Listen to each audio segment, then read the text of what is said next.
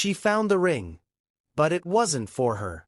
And the woman he planned to propose to? Her own sister. What would you do if the man you married was secretly building a future with your blood? This is a story of betrayal, heartbreak, and the strength it takes to walk away. Before we dive in, don't forget to subscribe, like, and tell us in the comments. Where in the world are you watching from? Let's begin.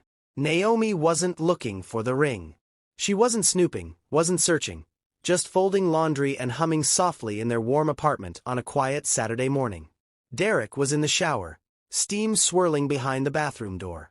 She opened his top drawer to put away a t-shirt when she saw it. A small, velvet ring box. Her heart jumped. She picked it up with trembling hands, the corners of her lips curving into a hopeful smile. For a moment, she forgot the tension of recent months, the long nights he stayed out, the sudden secrecy, the half-hearted kisses. Maybe this was his way of making things right. Inside the box was a brilliant diamond ring, pristine, clearly new. Beneath the lid sat a note on a folded receipt. Proposal, tonight. Naomi's breath caught in her throat. Tonight, she whispered. Her eyes darted to the bathroom door, still closed. He hadn't said anything. No mention of a dinner reservation, no plans, not even flowers. But maybe he wanted it to be a surprise. Maybe he was waiting for the perfect moment. She gently put the ring back, closed the drawer, and walked out of the room with her thoughts racing ahead of her footsteps. That evening, Naomi dressed carefully. She wore the navy blue dress he once said made her look like the ocean he wanted to dive into. She lit candles, made his favorite garlic lemon chicken, and set the table. Derek walked in around 7, loosened his tie, and looked ordinary. Not nervous, not excited, just tired. Something special going on? He asked, glancing at the setup. Naomi hesitated. It's been a while since we had a nice dinner, just the two of us. He smiled thinly and sat. No box, no surprise, no proposal. Just silence, and the clinking of cutlery. Later that night, while he slept, she stared at the ceiling, the unanswered question burning her chest.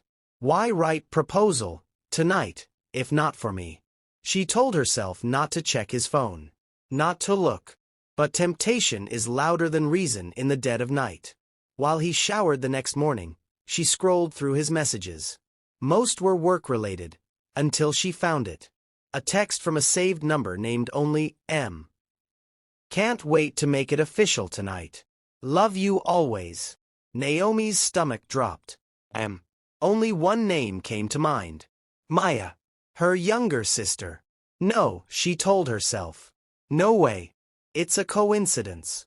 But coincidences don't smell like perfume on his collar that matches your sister's favorite scent. The following weekend, their mother hosted a family birthday brunch. Naomi arrived early. Maya bounced in wearing a flowy peach dress, glowing, radiant. Naomi studied them, Derek and Maya, like a hawk. The stolen glances. The soft touches that seemed accidental. The inside jokes that Naomi wasn't part of. At one point, Derek whispered something in Maya's ear. She laughed. Naomi watched as Maya's hand briefly brushed Derek's arm in response. Then Derek left early, citing a work call. Maya left 5 minutes later. Naomi followed. They drove across town to a secluded lake by the botanical gardens, a place Naomi and Derek had visited on their third date. A quiet spot, known only to lovers. Naomi parked a distance away, heart hammering. She walked slowly, her heels crunching the gravel. Hiding behind a tree, she saw it. Derek, down on one knee. Maya, gasping in shock. I thought you were finalizing the divorce first, Maya said. Naomi's legs gave out beneath her. She sank to the grass, trembling. Divorce. She didn't scream, didn't storm in.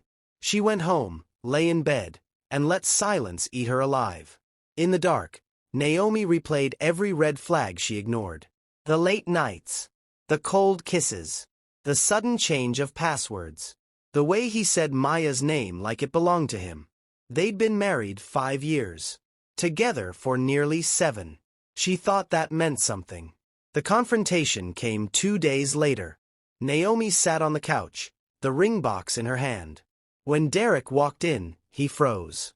"You were going to propose to her?" she asked quietly. His face twitched. "Naomi, don't lie," she said.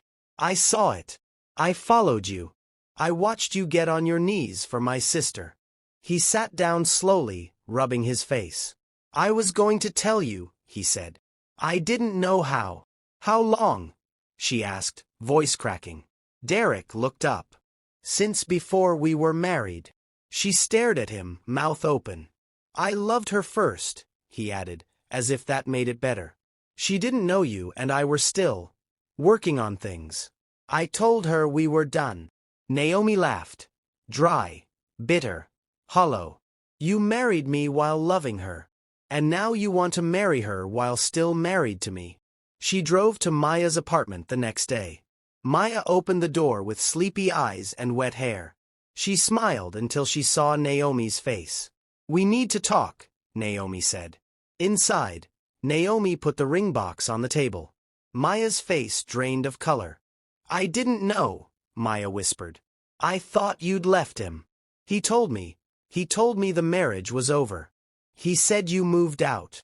"I live with him," Naomi said, cold. "We slept in the same bed last night." Maya backed away like she'd been slapped. "Oh my God." "You were going to marry your sister's husband," Naomi said. "And you didn't even ask?" "I didn't know, Naomi. I swear." Naomi shook her head. "You didn't want to know." The two sisters stared at each other, one betrayed by blood, the other by lies she believed. They didn't speak for weeks. Naomi filed for divorce. She didn't tell Derek in person. He found out when the papers landed on his desk at work. Maya sent her flowers with a note. "I never meant to hurt you. I didn't know the whole truth. I'm sorry." Naomi didn't respond. A year later, Naomi stood behind the counter of her new bookstore cafe, a dream she'd put off for too long.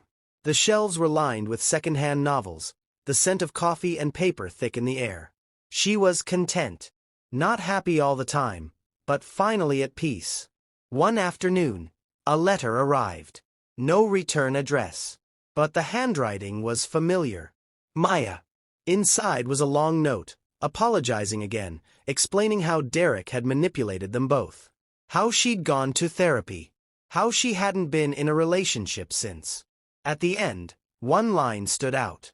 "I miss my sister more than I ever loved him." Naomi sat for a long time, letter in hand. That evening, she replied with one sentence. "Sisters are forever. Men are not." A few weeks later, Naomi took a walk by the lake, the same lake where her marriage had shattered. This time, the bench was empty. No secret rendezvous. No proposals. Just the quiet lapping of water and the golden hour sun kissing the surface. She smiled to herself. Not because she found love again, but because she finally found herself. The end.